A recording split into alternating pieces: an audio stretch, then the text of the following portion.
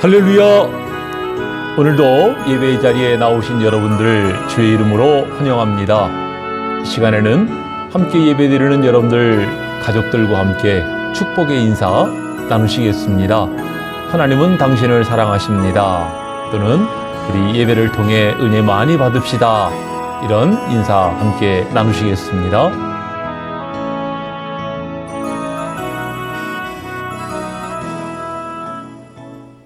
이제 찬송 여기에 모인 우리 함께 부르시면서 주님의 존전에 나아가시겠습니다.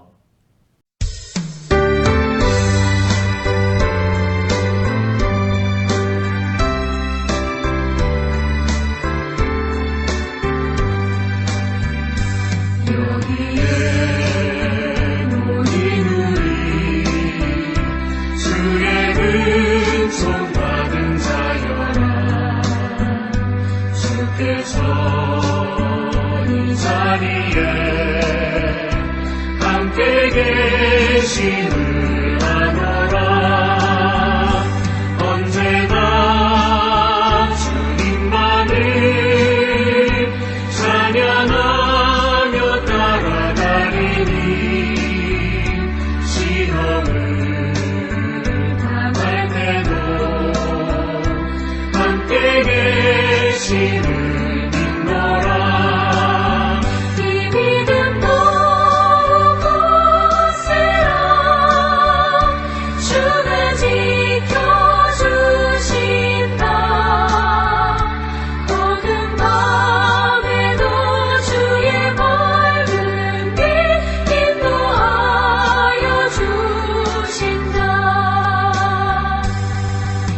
이제 묵도하심으로 2021년 2월 첫째 주일 예배를 시작합니다.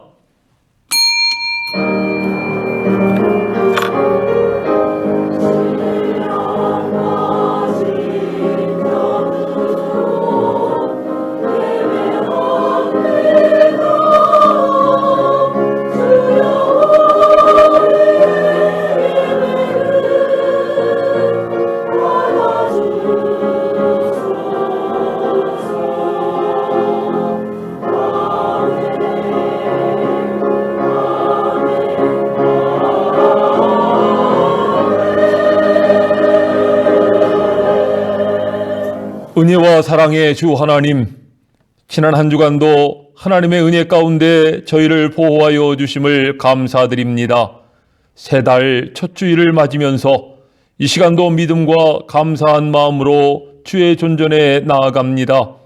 이 자리가 야곱의 배들이 되게 하시고 이사야의 성전의 자리가 되게 하여 주옵소서. 이 예배를 통해 주님 홀로 영광 받아 주시고 저희 가운데 임재하오시며 저희에게 큰 은혜 베풀어 주실 줄로 믿습니다. 신앙을 고백함으로 시작하는 이 예배 전폭을 주의 손에 온전히 의탁하오며 예수 그리스도의 이름으로 기도하옵나이다. 아멘. 이제 사도신경으로 신앙 고백하시겠습니다. 나는 전능하신 아버지 하나님 천지의 창조주를 믿습니다. 나는 그의 유일하신 아들 우리 주 예수 그리스도를 믿습니다. 그는 성령으로 잉태되어 동정녀 마리아에게서 나시고 본디오 빌라도에게 고난을 받아 십자가에 못 박혀 죽으시고 장사한 지 사흘 만에 죽은 자 가운데서 다시 살아나셨으며 하늘에 오르시어 전능하신 아버지 하나님 우편에 앉아 계시다가 거기로부터 살아있는 자와 죽은 자를 심판하러 오십니다. 나는 성령을 믿으며 거룩한 공교회와 성도의 교제와 죄를 용서받는 것과 몸의 부활과 영생을 믿습니다. 아멘. 이 시간에는 찬송 21장 함께 부르십니다.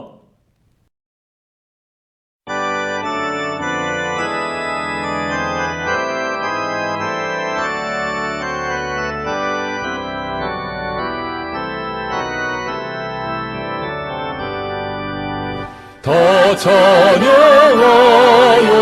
전능왕 창조의 주께 내 원하수 찬양 평강과 구원의 주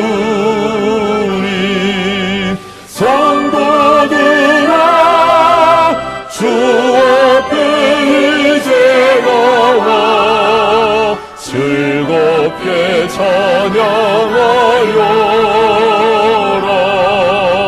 다 찬양하여라. 놀라운 만유 예수께 포근한 날개 빛을 뿜어주시는 주님. 성도들아 주님의 뜻 안에서 내 소원 다 이루리라. 다 찬양하여라. 온 몸과 마음을 바쳐 이 세상 만물이 주 앞에 다 나와 사냐. 성도들아 기쁘게 소리 높여 영원히 찬양하여라.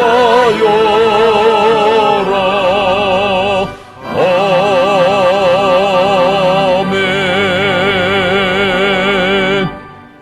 오늘 성시교독은 십계명입니다. 하나님이 이 모든 말씀으로 말씀하여 이르시되 나는 너를 애굽 땅 종되었던 집에서 인도하여 낸 내 하나님 여호와니라. 제 일은 너는 나 외에는 다른 신들을 내게 두지 말라.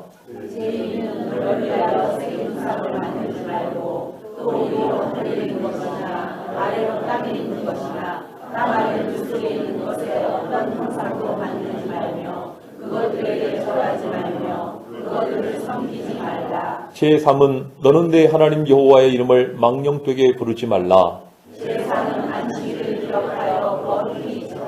제5는 내 부모를 공경하라. 제7은 간음하지 말라. 제9는 내 이웃에 대하여 거짓 증거하지 말라. 예수께서 이르시되 내 마음을 다하고 목숨을 다하고 뜻을 다하여 주 너희 하나님을 사랑하라 하셨으니 이것이 크고 첫째 되는 계명이요 둘째도 그와 같으니 내 이웃을 내 자신같이 사랑하라 하셨으니 이 두 계명이 온 율법과 선지자의 강령이니라. 아멘. 이제 지난 한 주간의 삶을 돌아보면서 참회의 기도 드리시겠습니다.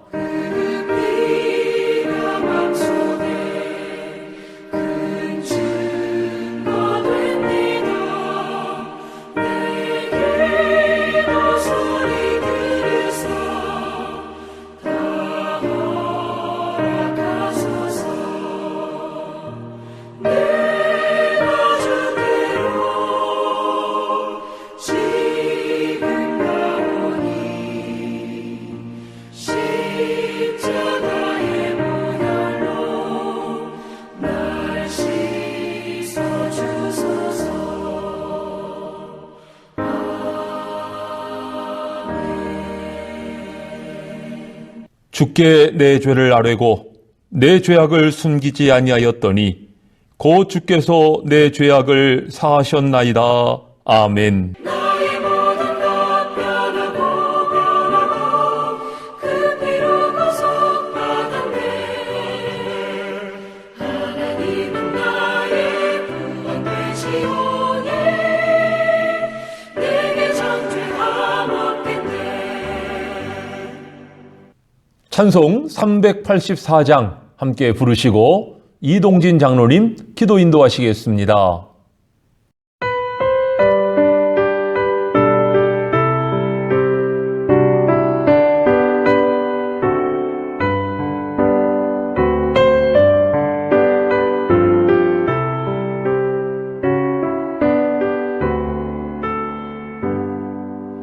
나의 갈 길 나가도록 예수 인도하시니 내 주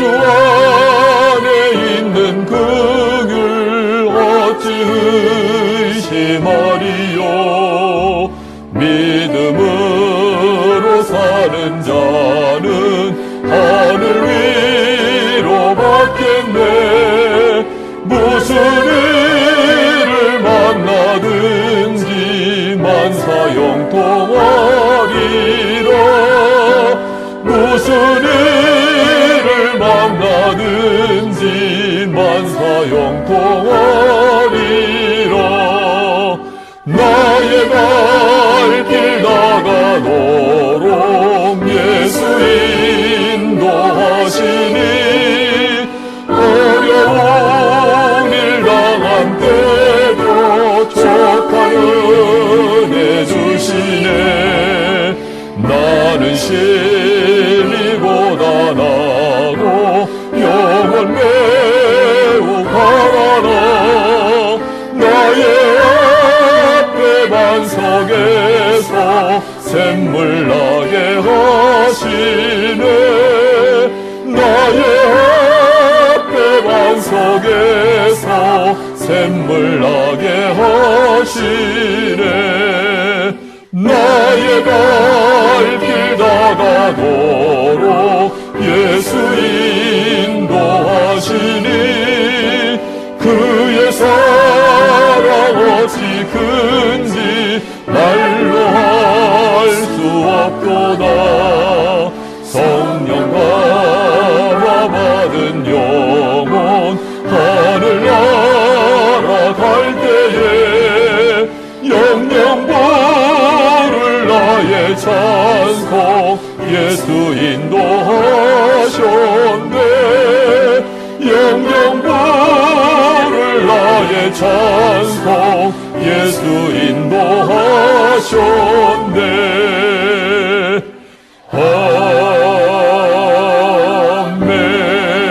아멘. 저희들을 사랑하시는 하나님 아버지, 강추위 속에서도 목민의 성도들과 가정을 지켜주시고 거룩한 주의를 허락하시어 신령과 진정으로 예배하게 하시오니 감사와 찬양과 영광을 드립니다. 인간의 생각이나 방법으로는 새롭게 변화될 수 없음을 알고 있사오니 이 예배를 통하여 성령 충만함을 받아 저희들의 심령을 새롭게 변화시켜 주시옵소서. 저희들의 모습은 언제나 늘 부족하고 연약하여 넘어지기 쉽사오니 성령의 은혜로 항상 함께하여 주시어 저희들의 삶을 통하여 주님의 뜻을 이루게 하여 주시옵소서. 저희들을 죄와 유혹의 위험에 빠지지 않게 하여 주시고 욕심과 욕망의 노예가 되지 않게 인도하여 주시옵소서. 저희가 행하는 모든 행함이 믿음과 사랑으로 행하게 하시고 죽은 믿음, 형식적인 믿음이 변하여 실천하는 믿음의 삶을 살아가게 은혜 내려 주시옵소서. 저희들의 힘과 소망이 되시는 하나님 아버지, 이 세상의 삶이 피곤하고 힘든 가운데 있습니다. 주님께서는 구하는 자에게 주시겠다고 말씀하셨사오니 어떠한 환난과 역경 속에서도 하나님의 말씀에 순종함으로써 이 땅에서 승리하며 복을 누리게 하여 주시옵소서. 코로나19로 인하여 경제적으로 어려워하는 성도들이 있습니다. 병중에 고통받는 성도들도 있습니다. 주님의 자비로우신 손길로 어루만져 주시어 위로하여 주시옵고 강하고 담대한 믿음으로 무장시켜 주시어 주님의 영광만이 나타나게 역사하여 주시옵소서. 전능하신 하나님 아버지, 이곳에 주님의 몸된 교회를 세워주시고 어렵고 힘든 가운데서도 지켜주시고 보호하여 주시오니 감사를 드립니다. 목민교회는 주님이 계시고 구원이 있기에 부족한 저희들이 주님의 몸된 교회에 나왔사오니 이 제단을 통하여 이웃의 많은 영혼들이 구원받게 하시고 쉼과 평안을 얻게 하시어 빛과 소금의 사명을 잘 감당하는 힘있고 능력 있는 교회로 성장시켜 주시옵소서. 부족한 저희들에게 귀한 직분을 맡기셨사오니 성령과 지혜가 충만케 하시어 맡은 사명을 잘 감당할 수 있도록 능력 주시옵고 말씀 중심, 하나님 중심의 모범적인 직분자들로 삼아 주시옵소서. 2월 12일은 우리나라 최대 명절인 구정입니다. 목민의 성도들이 어디에 있든지 누구를 만나든지 말이나 행동에서 하나님의 영광만을 나타내게 하시옵고 오고 가는 길에 주님께서 함께 하셔서 안전하게 하여 주시옵소서. 목사님을 단위에 세우셨사오니 전하는 말씀을 통하여 주님의 음성을 듣게 하시어 말씀대로 살아가게 은혜 내려 주시옵소서. 예배의 시종을 주님께 맡기오며 이 모든 말씀 저희를 구원하신 예수 그리스도 이름으로 간절히 기도하옵나이다. 아멘.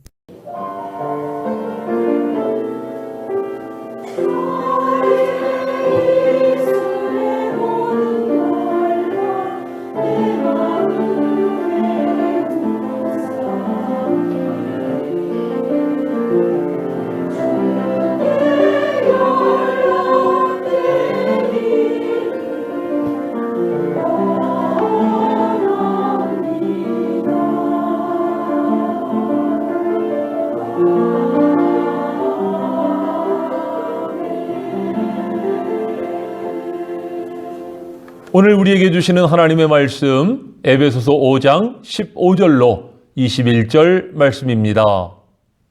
그런즉 너희가 어떻게 행할지를 자세히 주의하여 지혜 없는 자같이 하지 말고 오직 지혜 있는 자같이 하여 세월을 아끼라. 때가 악하니라. 그러므로 어리석은 자가 되지 말고 오직 주의 뜻이 무엇인가 이해하라. 술 취하지 말라. 이는 방탕한 것이니 오직 성령으로 충만함을 받아라. 시와 찬송과 신령한 노래들로 서로 화답하며 너희의 마음으로 주께 노래하며 찬송하며 범사의 우리 주 예수 그리스도의 이름으로 항상 아버지 하나님께 감사하며 그리스도를 경외함으로 피차 복종하라. 아멘. 우리는 성경을 통해 하나님은 어떤 분이신가, 어떻게 일하시는가를 발견하게 됩니다. 그와 동시에 하나님 앞에 살아간 성경 인물들, 그들의 삶의 모습이 어떠했는가, 그 모습을 보면서 오늘 이 시대에 우리에게 주시는 영적 교훈을 깨닫게 되는 것입니다. 성경은 과거 역사의 기록이지만 그 교훈이 오늘의 삶에 동일하게 적용된다는 점에서 살아있는 하나님의 말씀입니다. 옛시대의 하나님은 오늘 이 시대에도 동일한 기준과 법칙으로 세상을 다스리시고 주님의 교회와 성도를 이끄시는 것입니다. 그러므로 우리는 성경을 통해서 하나님의 뜻을 바로 깨닫고 그 뜻에 합당한 삶을 살아야 할 것이고 그러한 사람을 가리켜 성도라 부르는 것입니다. 중요한 것은 깨달음에서 비롯된 삶의 자세입니다. 말씀을 들었으되 깨닫지 못했거나 또 깨달았다 하더라도 삶의 자세로 이어지지 않는다면 하나님 앞에서는 무익할 수밖에 없지요. 그래서 한 사람의 성도, 그 삶의 자세를 보면 그가 하나님 앞에 어떠한 사람이고 또 그것이 그의 삶과 신앙에 있어 성공과 실패를 좌우하게 된다는 것입니다. 미국의 교육학자인 커밍 워커 교수는 성공에는 4가지 요소가 있다고 언급한 일이 있습니다. 그 4가지는 IQ, 지식, 기술, 삶의 자세, 이렇게 이야기를 하면서 이 가운데 삶의 자세는 성공의 94%가 여기에 달려있다고 할 정도로 중요하다고 언급을 합니다. 왜냐하면 아무리 IQ, 머리가 좋아도 삶의 자세가 잘못되어 있으면 이를 그르칠 수밖에 없다는 것입니다. 또한 아무리 지식이 있다 하더라도 삶의 자세가 바르지 못하면 아무런 소용이 없다는 것이고요. 또 기술이 있다 하더라도 삶의 자세가 바르지 못하면 그것이 엉뚱한데 쓰여진다는 것입니다. 세상에서의 성패도 그러하지만 하나님 앞에서는 더더욱 그렇지 않겠습니까? 그래서 하나님께서는 성경을 통해 올바른 성도의 삶의 자세를 촉구하시는 것입니다. 이것을 잘 나타낸 말씀이 디모데후서 3장 16절로 17절 말씀이에요. 모든 성경은 하나님의 감동으로 된 것으로 교훈과 책망과 바르게 함과 의로 교육하기에 유익하니 이는 하나님의 사람으로 온전케 하며 모든 선을 행할 능력을 갖추게 하려 함이라 말씀했습니다. 오늘 본문은 에베소서입니다. 6장으로 이루어져 있는 에베소서는 성도는 누구냐, 성도는 어떤 삶을 살아야 하느냐 하는 것을 나타내주고 있습니다. 1장을 보시면 성도는 하나님께서 창세전에 택정하신 부르심을 받은 존재인 것을 나타내고 있고요. 2장에서는 예수 그리스도의 십자가의 보혈로 말미암아 값없이 죄사함과 구속함을 입었다는 것입니다. 3장에서는 하나님의 성령으로 말미암아 그리스도의 비밀과 경륜을 깨달은 존재가 성도인 것을 나타내고 있어요. 이어지는 4장으로부터 6장까지의 후반부는 이러한 은혜를 입은 성도는 어떠한 삶을 살아야 되느냐 하는 것을 보여주고 있습니다. 그 내용 가운데는 작년, 금년 우리 교회 표어였던 심령을 새롭게 하자 하는 내용도 들어 있습니다. 무엇보다 오늘 본문인 에베소서 5장 15절로 21절 말씀, 이 본문 말씀은 작품으로 본다면 클라이맥스에 해당한다고 볼 수가 있습니다. 하나님 앞에 성도는 어떠한 삶을 살아야 되느냐 하는 것입니다. 그러니 앞에서 소개한 내용으로 본다면 성도는 하나님의 뜻을 깨달을 뿐만 아니라 그 깨달은 바에 의하여 하나님 앞에 온전한 삶을 살아야 함을 나타내고 있습니다. 하나님 앞에서 온전한 삶의 자세를 갖추어야 한다는 것입니다.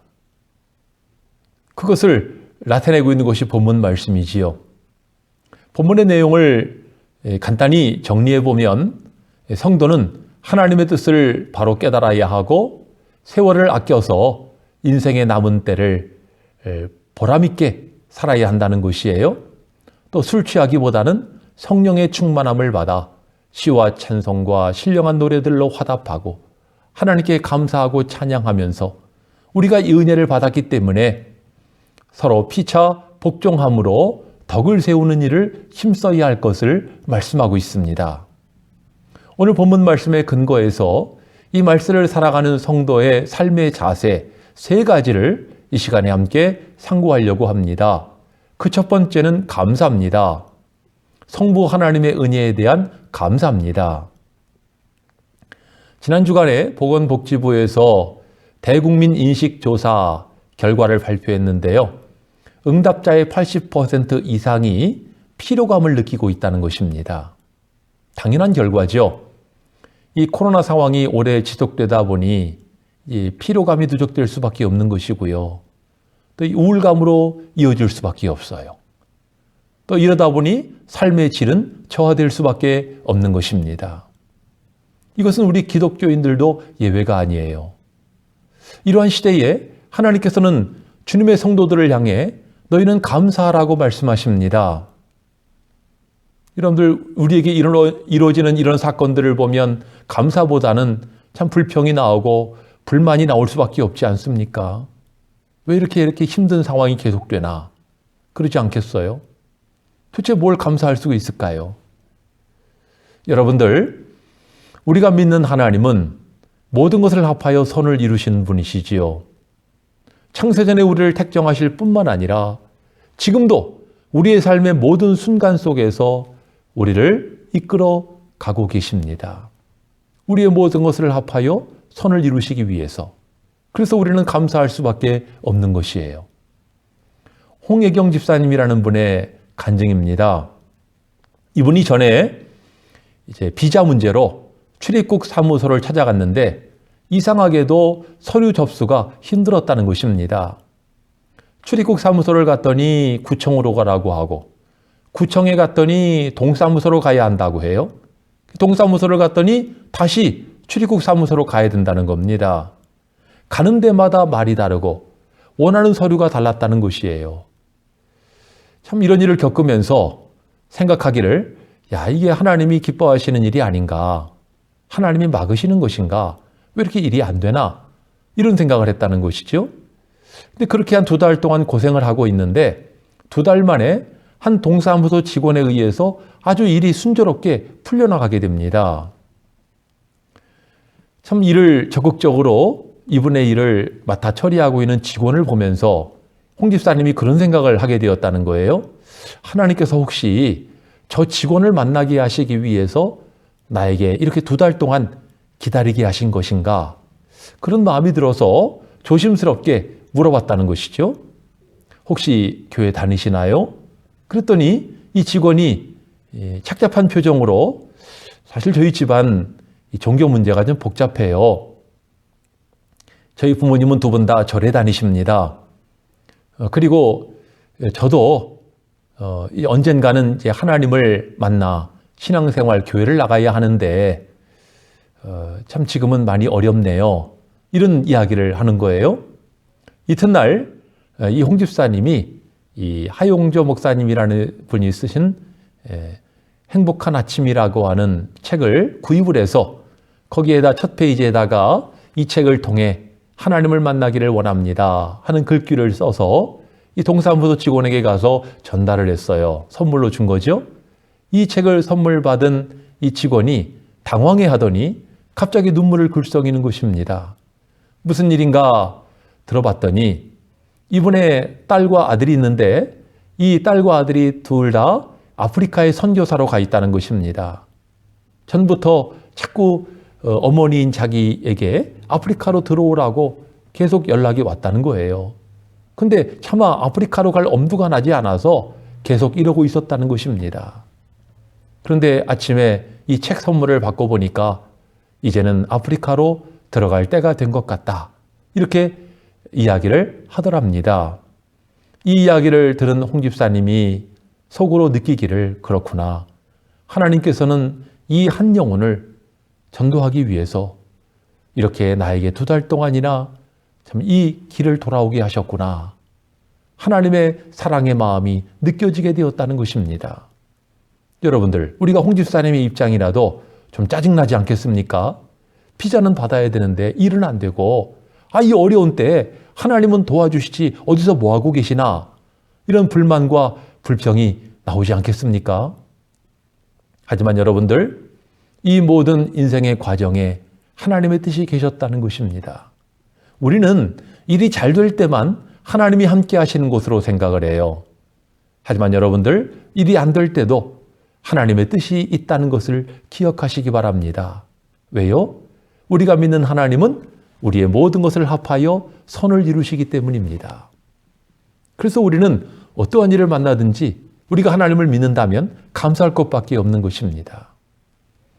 에베소서 1장을 보면은요, 하나님께서 우리를 창세전에 택하셨다고 말씀을 하면서 그 궁극적인 목적은 그의 은혜의 영광을 찬송하게 하려 함이라 말씀하고 있어요.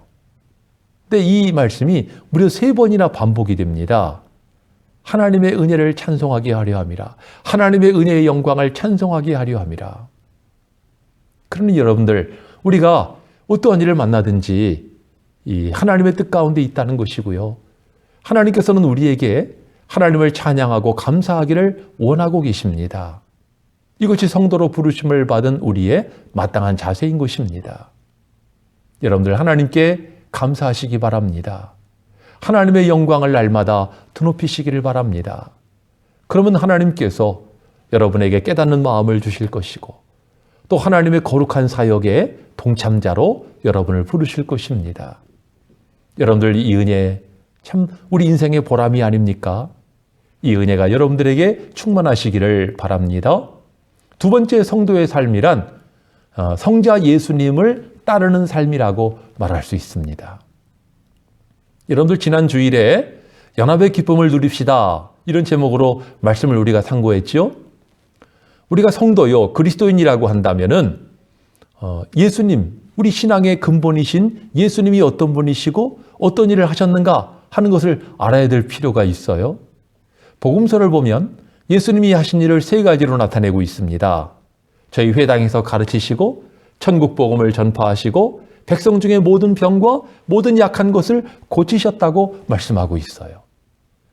하지만 예수님의 사역 가운데 가장 중요한 사역은 십자가 위에서 대속 제물이 되셔서 희생하심으로 우리에게 구원과 영생을 선물로 주셨다는 것입니다.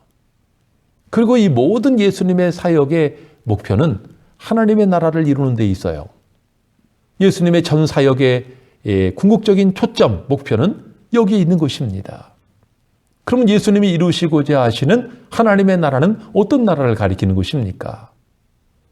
여러분들 우리가 아는 것처럼 예수님 오심으로 말미암아 하나님 나라가 시작되었어요.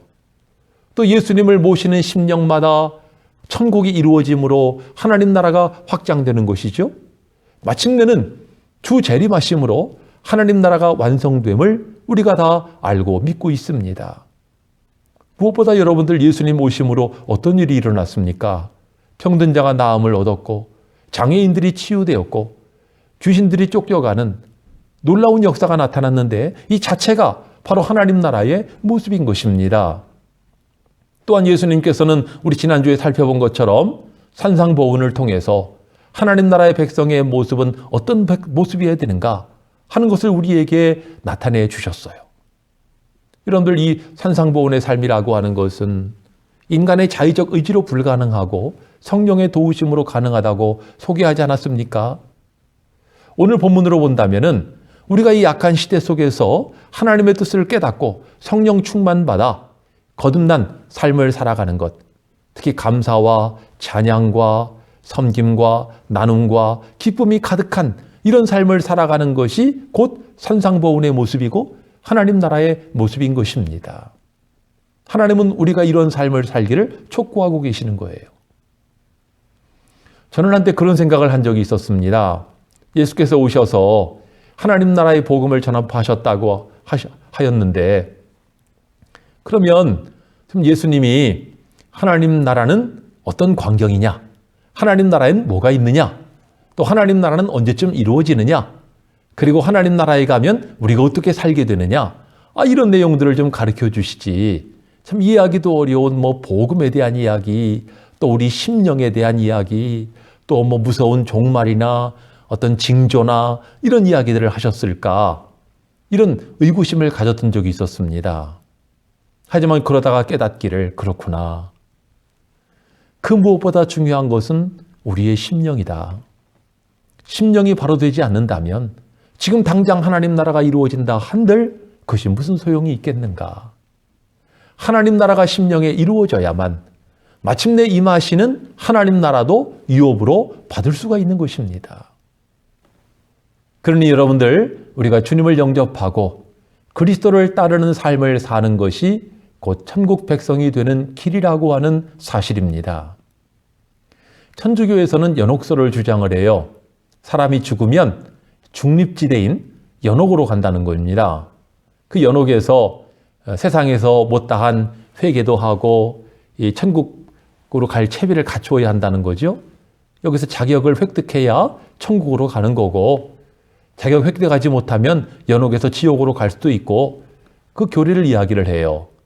하지만 예수님께서는 우리가 이 세상을 사는 동안에 천국 백성이 되어야 할 것을 가르치고 계십니다. 그리고 이것은 신약 성경 전체가 우리에게 나타내고 있고, 나아가 신구약 성경 전체가 이것을 우리에게 교훈하고 있습니다. 담은 예수를 믿을 뿐만 아니라 주님을 영접할 뿐만 아니라 주님을 따르는 삶을 살아감으로 천국 백성이 되어야 한다는 것입니다. 그만큼 주님을 영접하고 주님을 따르는 삶이 중요한 것입니다. 그러면 우리가 살고 있는 지금의 세상에서 과연 이러한 삶을 살아갈 수가 있겠습니까? 이것이 가능합니까? 어떤 사람은 그렇게 말을 해요. 주님과 연합하고 또 주님을 본받는, 주님을 따르는 그런 삶을 살아가는 것이 중요하다는 것은 알지만 이것은 신앙 중심, 교회 중심의 이야기고 나는 그만큼의 영적 수준이 안 된다는 것입니다. 그러니까 나한테는 그런 것을 요구하지 말라는 거예요. 나는 거기까지 이르기는 어렵다는 것입니다.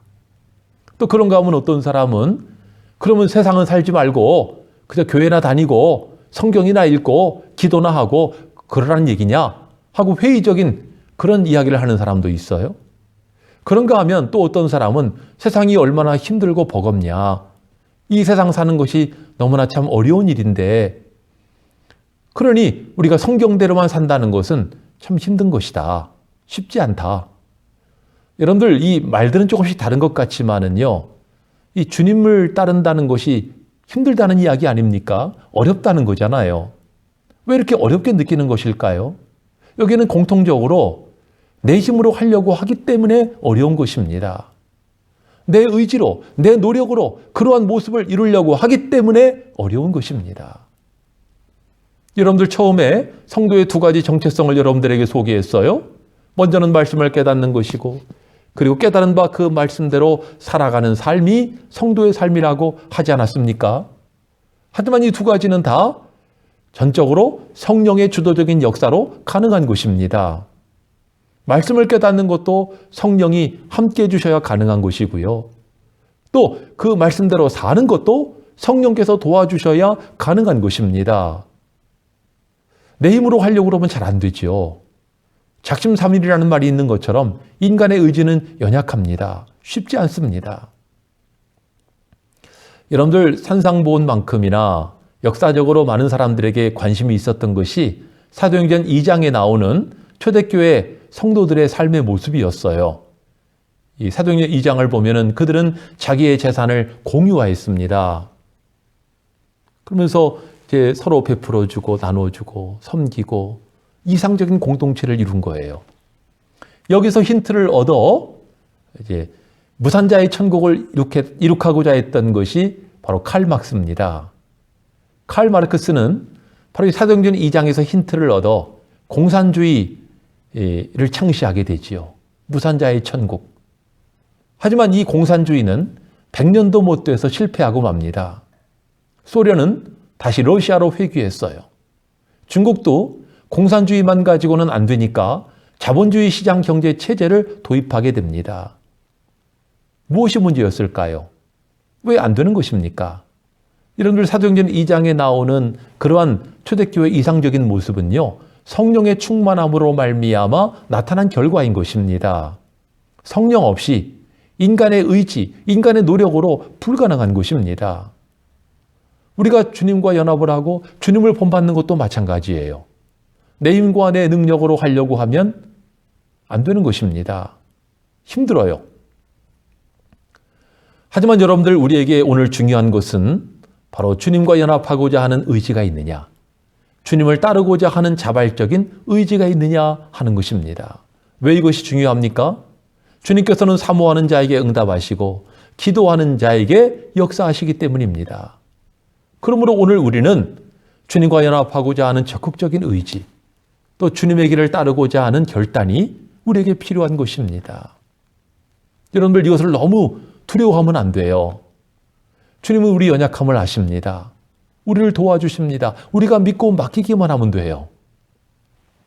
예수님은 마태복음 11장에서 이렇게 말씀하셨지요. 수고하고 무거운 짐진 자들아 다 내게로 오라. 내가 너희를 쉬게 하리라.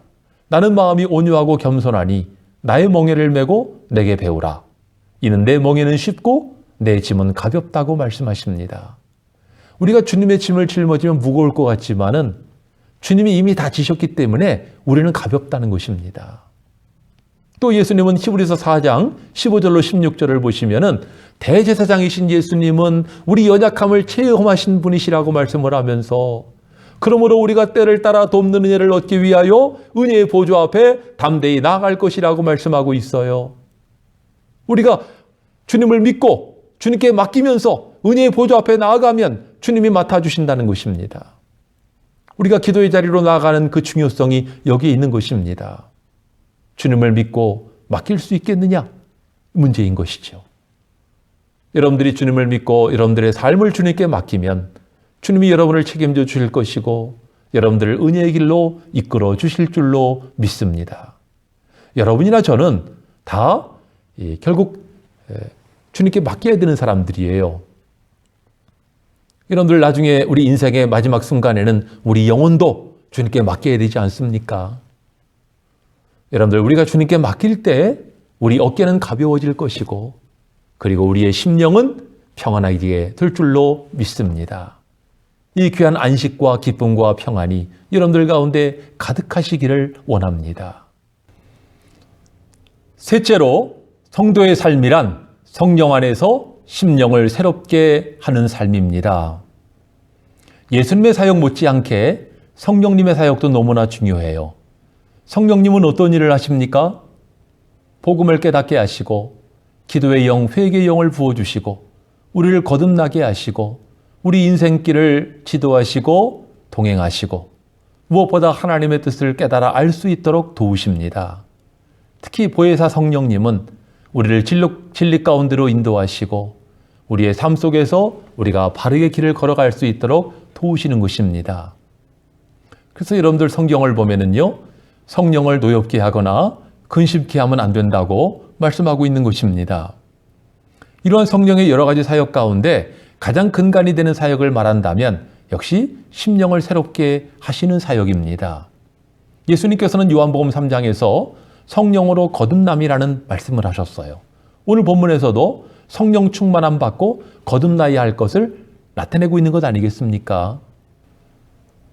특히 오늘 본문 가운데 18절을 보시면은 술 취하지 말라 이는 방탕한 것이니 오직 성령으로 충만함을 받으라 말씀합니다. 술 취함이라고 하는 것은 1차적으로 세상에서 마시면 취하는 술을 가리키지만은 이것을 좀 더 확대해 보면 우리의 마음과 정신을 빼앗는 세상에 있는 것들이 다 술에 해당한다고 볼 수가 있어요. 그러니까 술에 취한 것처럼 세상에 취하게 되면은 그 사람이 영적인 삶보다는 육신의 삶에 급급하게 되지 않겠습니까? 그런 말이 있습니다. 처음에는 사람이 술을 먹지만 점점 술이 술을 부르고 나중에는 술이 사람을 먹는다. 여러분들 요즘 가끔 뉴스에 만취한 사람이 운전대를 잡았다가 무고한 생명을 해치는 그런 뉴스들이 나오는 것을 볼 수가 있습니다. 여러분들 술이 뱃속에만 있지 않고 이 머리까지 장악을 해버리니까 그 사람이 정신이 혼미해지면서 판단력이 흐려지게 되고 그러다 보니까 이런 자기 자신만이 아니라 많은 사람을 상하게 하고 다치게 하고 죽음에 이르게 하는 이런 큰일을 벌이는 것입니다. 우리가 이 술에 사로잡히게 되면 이럴 수밖에 없어요. 하지만 성령께 사로잡히게 되면 어떻게 되는 것입니까? 성령 충만이라고 하는 것은 성령께 사로잡히는 것인데요. 오히려 우리의 판단력이 선명해지게 되고 지난날에 볼 수 없던 것도 보게 되고 깨닫게 되고 이런 은혜가 임하는 것이지요. 성령께 사로잡힌다, 성령의 충만함을 받는다라고 하는 것은 내 마음과 영이 성령께 온전히 집중하는 상태를 가리킵니다. 성령의 충만함을 받게 되면 어떻게 됩니까? 미움과 증오와 불신과 분열, 분쟁들이 다 사라지게 됩니다. 그 마음속에는 사랑과 기쁨과 평화와 눈물과 은혜가 가득하게 되는 것입니다. 여러분들 성령으로 충만한 사람들은 자꾸 눈물을 흘립니다. 울어요. 왜 우나? 두 가지 이유 때문인데요. 하나는 내 죄가 생각나서 웁니다. 전에는 알지 못했던 내 자신의 모습을 보게 되고 내 죄가 생각나면서 자꾸 눈물이 나요. 또 한 가지는 주님의 은혜가 너무 감사해서 눈물이 납니다. 일하다 말고도 울고 밥 먹다 말고도 울고 눈물이 자꾸만 나오게 돼요. 이게 은혜 받은 심령, 성령 충만한 상태입니다. 이런 상태를 잘 표현한 것이 이 찬송가 143장이에요. 웬 말인가 날 위하여. 이 가사를 보면 웬 말인가 날 위하여 주 돌아가셨나. 이 벌레 같은 날 위에 큰 해 받으셨나. 4절 가사를 보니까 나 십자가 대할 때에 그 일이 고마워. 내 얼굴 감히 못 들고 눈물 흘리도다. 5절을 보니까 늘 울어도 그 눈물로 못 갚을 줄 알아. 몸밖에 드릴 것 없어 이 몸 바칩니다. 여러분들에게 이러한 감격, 이러한 은혜가 있으십니까? 여러분들 심령을 새롭게 하시기 바랍니다. 많은 사람들이 피로감으로 우울감으로 지쳐 쓰러질 수밖에 없는 때예요. 어떤 사람은 이런 시대에 제정신으로 살아가는 것 자체가 어렵다고까지 말하는 사람도 있습니다. 이러한 때에 성령 충만 받지 않으면 무엇으로 버틸 수가 있겠습니까? 심령을 새롭게 하자. 한 해 두 해 표어로 끝날 일이 아니지요. 우리가 늘 주님 앞에 엎드릴 때마다 간절히 기도하는 기도의 제목인 것입니다. 하나님, 내 안에 임재하셔서 나를 장악하여 주시고 나를 사로잡아 주시고 나를 이끌어 주시옵소서. 내 심령이 새로워지지 않고는 아무것도 할 수 없습니다. 거룩한 성령으로 거룩한 심령으로 변화되게 하여 주시옵소서. 내 속의 모든 부정한 것들, 더러운 것들을 뽑아내어 주시고 성령의 은혜로 나를 성결케 하시며 성령의 이끌림과 인도하심을 받기를 원합니다. 성령님이 아니시면 나는 아무것도 아닙니다. 나를 구원하여 주옵소서. 이것이 저와 여러분의 기도 제목이 되어야 하는 것입니다. 여러분들, 물은 99도에서는 끓지 않아요. 100도가 돼야 끓기 시작합니다. 물을 수증기로 바꾸는 것은 바로 그 결정적인 1도의 차이예요. 그래서 여러분들, 물이 끓게 되는 100도를 임계점이라고 말을 합니다. 임계점. 세상의 모든 물질에는 임계점이 있습니다. 어떤 물질의 상태가 다른 상태로 바뀌려면 임계점을 넘어가야 합니다. 여러분들, 말을 배우는 것도요, 처음에는 참 안 배워지죠. 지지부진합니다. 아무리 노력해도 실력이 느는 것 같지도 않아요. 그러다가 어느 순간이 되면은 말문이 탁 트이면서 갑자기 어학 실력이 부쩍 느는 순간이 찾아옵니다. 임계점이죠. 자전거를 배우는 사람도요, 처음에 자전거를 잡으면은 핸들이 왔다 갔다 하고 난리가 납니다. 넘어지고 쓰러지고 애쓰고 고생을 하는데 실력은 늘지도 않는 것 같아요. 그러다가 어느 순간이 되면 자전거를 타는 방법을 터득하게 되는 것입니다. 그런데 그때가 될 때까지는 막막하고 두려운 상태로 오랜 시간을 버텨야 돼요. 참 이게 중요한 것입니다.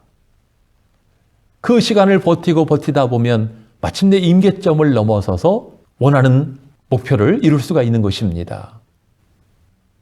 여러분들, 껍질을 깨고 나오는데도요, 임계치까지 힘을 가해야만 껍질을 깨고 나올 수가 있다는 것입니다.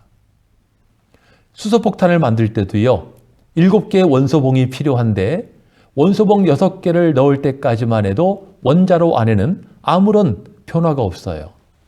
그러다가 마지막 7번째 원소봉을 넣게 되면 핵반응이 일어나면서 어마어마한 에너지가 분출되기 시작합니다. 참 이런 과학적 이치를 보면은요, 참 나만 장군 이야기가 생각이 나요.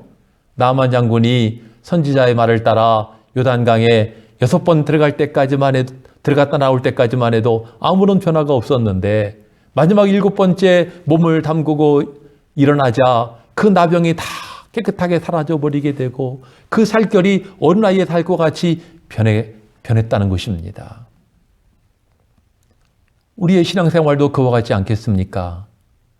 우리의 기도 생활도 그렇습니다. 우리의 기도의 양이 차면, 하나님의 때가 차면 하나님의 역사가 나타나는 것을 성경을 통해서 우리가 무수히 찾아볼 수가 있는 것이지요. 바라기는 여러분들의 신앙의 성장이, 기도의 응답이 임계점을 넘어서 놀라운 변화와 역사의 단계로 이어지기를 바랍니다. 지금까지 우리는 예수 그리스도의 모습을 살피는 가운데 이 본질을 회복하는 것이 무엇인가 하는 것을 살폈고요. 오늘 이 시간에는 하나님 앞에 온전한 성도의 삶이란 어떤 삶이냐 하는 것을 3가지로 살폈어요. 첫째는 성부 하나님의 주도적으로 이끄심에 대해서 우리는 하나님께 감사를 드려야 되겠습니다. 또한 성자 예수 그리스도를 본받고 그분과 연합하고 그분을 따르고자 하는 삶을 살기로 결단하시기 바랍니다. 그리고 성령 충만받아 여러분들의 심령을 새롭게 하시기를 바랍니다. 누구나 다 힘든 때를 우리가 보내고 있는데요. 이러한 때에 주의 성도들을 향해 주시는 말씀과 같이 우리가 성부와 성자와 성령의 능력을 힘입어서 이 어려운 때를 믿음으로 승리하시기를 바라고 하나님의 큰 은혜를 체험하는 여러분들 되시기를 주의 이름으로 축원합니다. 우리 찬송 191장 함께 부르시고 결단하는 기도 드리시겠습니다.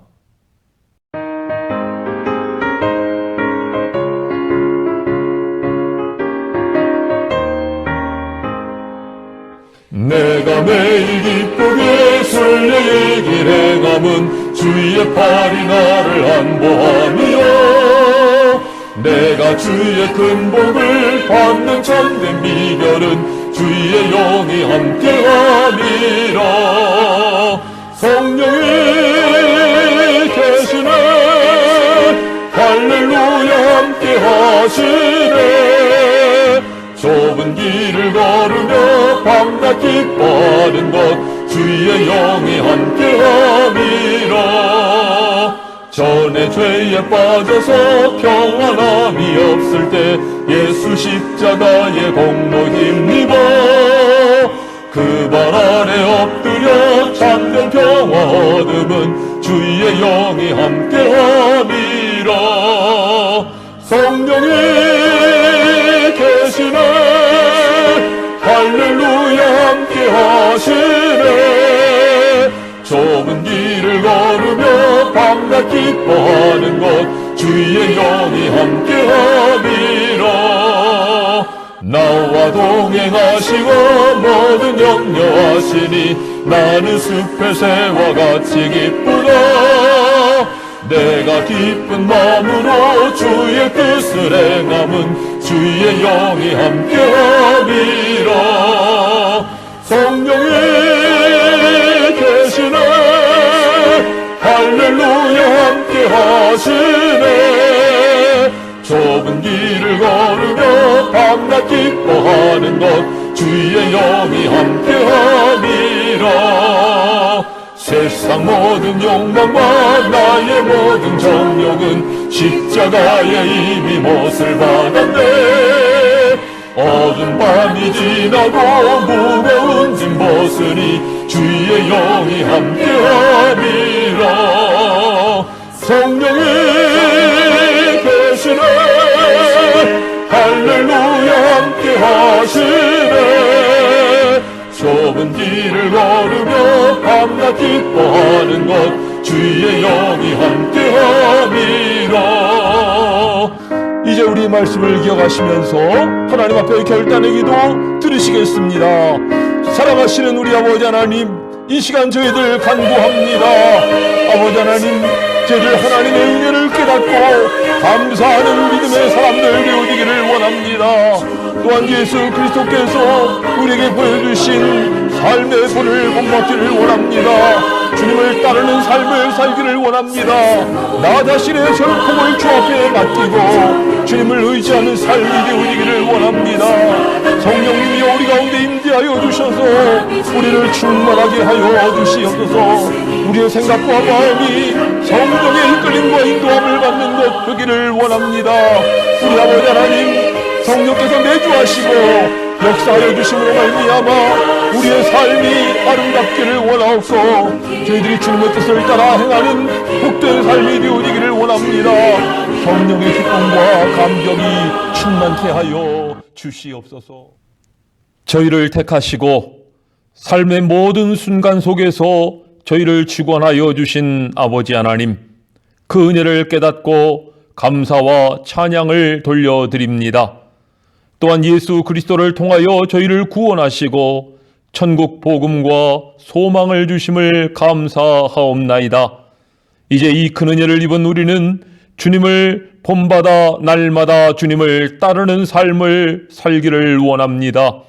주님께 온전히 우리 자신을 맡기고 의탁하고자 하오니 저희를 받아 주시옵소서. 또한 성령님이여 우리의 몸과 마음을 새롭게 하여 주셔서 성령 충만받아 주님의 뜻을 깨닫고 그 가운데 살기를 원합니다. 성령님과 동행하는 가운데 그 능력을 힘입게 하옵시고 이 험한 세상 가운데 승리케 하여 주시옵소서. 예수 그리스도의 이름으로 간절히 기도하옵나이다. 아멘. 준비하신 예물을 주님께 드리시겠습니다.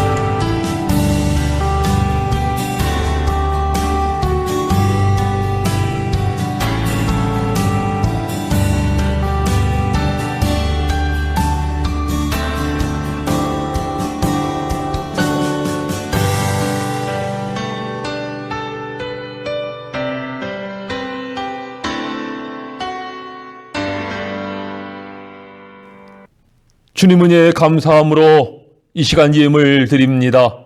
주님 연락하시고 영광받아 주시옵소서. 믿음으로 11조 예물 드립니다. 이 어려운 때에 저희의 가정을 붙드시고 또 저희의 산업을 붙들어 주심을 감사하옵나이다. 주님께서 주신 은혜의 소득 가운데 10분의 1을 구별하여 주 앞에 드리오니 주님 기쁘게 연락하여 주시옵시고 성경에 약속하신 바와 같이 저희의 산업이 더욱 창성케 하시며 2배의 복을 받을 수 있도록 은혜 베풀어 주시옵소서. 감사의 제목, 기도의 제목을 담아 감사 예물 드립니다. 하나님 감사한 일이 있거든 주님 영광 받아 주시고 더욱 감사 일들이 넘쳐나게 하옵시며 마음으로 비는 간절한 기도의 제목 오래 지체하지 마시고 속히 이루어 주시옵소서. 정한 마음과 뜻을 가지고 주일헌금 주정헌금 드리오니 주님 저희의 삶이 복되게 하옵시고 날마다 주님과 동행하는 믿음의 걸음이 되게 하여 주시옵소서. 주님의 몸된 교회와 하나님의 사업을 위하여 여러 목적 헌금을 드립니다. 구제헌금, 헌당헌금, 선교헌금을 드리오니 이 예물이 하나님의 나라와 사업을 위하여 귀하게 쓰여지게 하옵시고 예물 드린 손길마다 하나님 복 주시고 또 복을 전하는 통로가 되게 하여 주셔서 하나님의 은혜의 역사들이 많이 나타나지게 하여 주시옵소서. 주 아버지 하나님, 이 시간에도 육신의 질병 가운데 신음하는 지체들이 있습니다. 만병의 의원 되시는 우리 주님께서 십자가에 피 흘리신 손으로 친히 안찰하여 주심으로 모든 병마가 물러가게 하옵시고 몸과 마음이 다시금 강건하여져서 하나님께 영광 돌리며 하나님의 거룩한 뜻을 위하여 다시금 귀하게 바쳐드릴 수 있는 저희의 삶이 되게 하여 주시옵소서.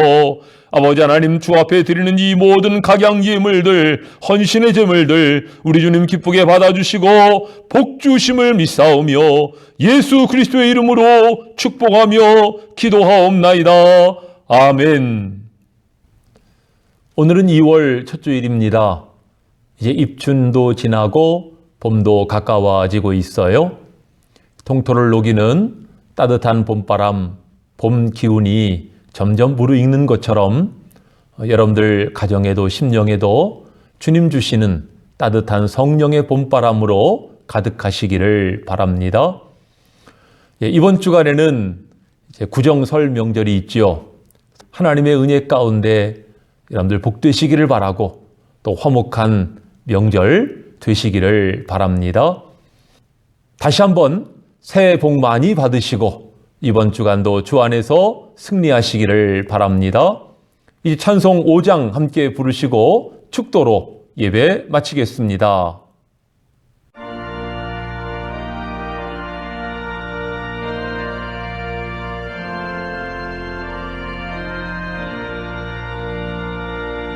이 천지가 만물 들어 복 주시는 주 여호와 전능 성부 성자 성령 찬송하고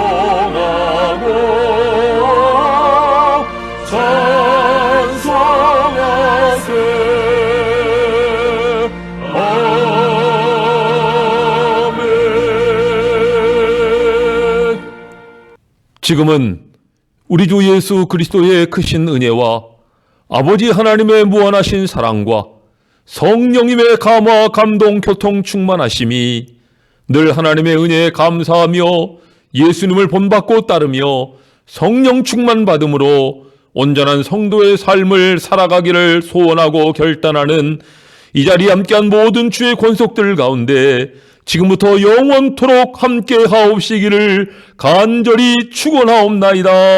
아멘.